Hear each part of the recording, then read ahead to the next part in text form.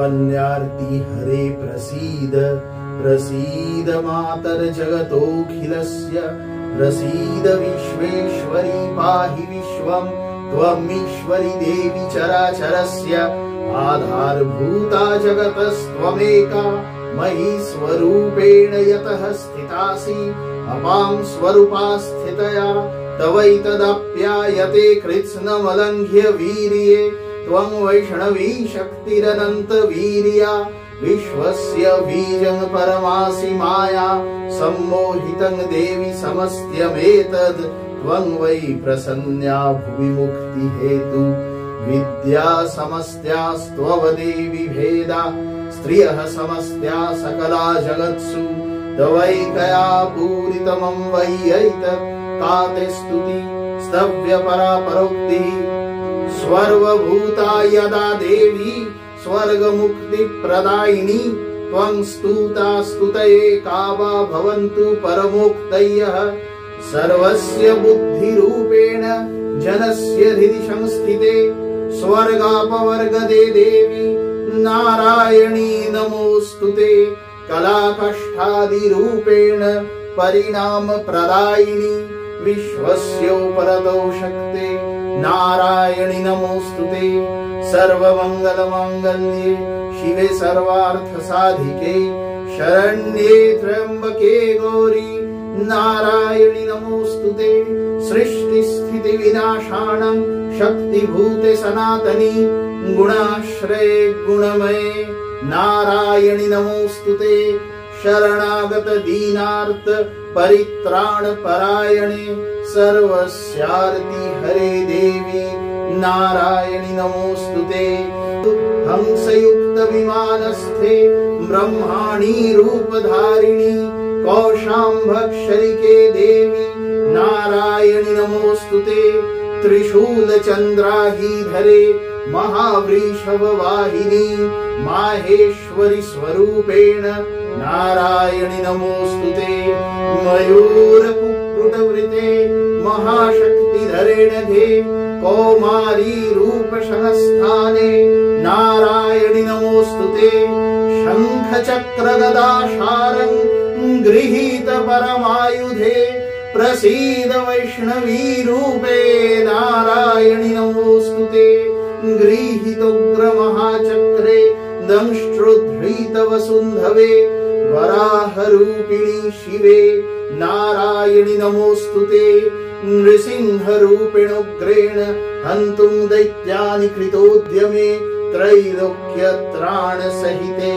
नारायणि नमोस्तुते किरीटिनि महावज्रे सहस्रनयनोज्ज्वले वृत्रप्राणहरे चैन्द्री नारायणि नमोस्तुते शिवदूति स्वरूपेण हतो दैत्य महाबले घोर रूपे महारावे नारायणि नमोस्तुते दंष्ट्राकरालवदने शिरोमाला विभूषणे चामुण्डे मुण्डमथने नारायणि नमोस्तुते लक्ष्मीलज्जे महाविद्ये श्रद्धे पुष्टि स्वधे ध्रुवे महारात्रि महाविद्ये नारायणि नमोस्तुते मेधे सरस्वती वरे भूतिवाभ्रवितामसि नियते त्वं प्रसीदेशे नारायणि नमोस्तुते सर्वस्य रूपे सर्वेशे सर्वशक्ति समन्विते भयेभ्योस्त्राहिनो देवी दुर्गे देवी नमोस्तुते एतत्ते वदनं सौम्यं लोचनत्रयभूषितं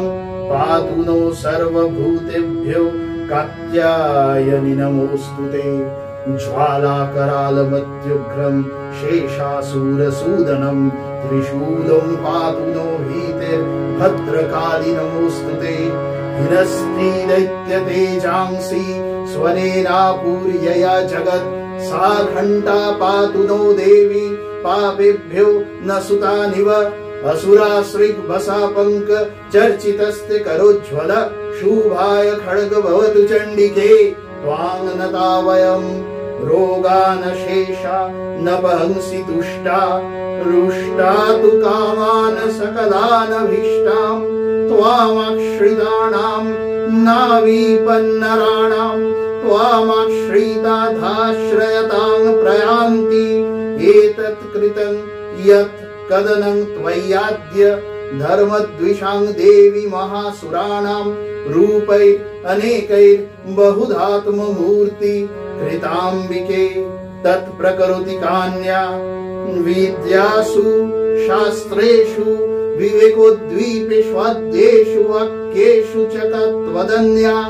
मम त्वगर्ते अतिमहान्धकारे विभ्रामयते तदतीव विश्वं रक्षांसि यत्रोग्रविषाश्च नागा यत्रारयोदस्यु बलानि यत्र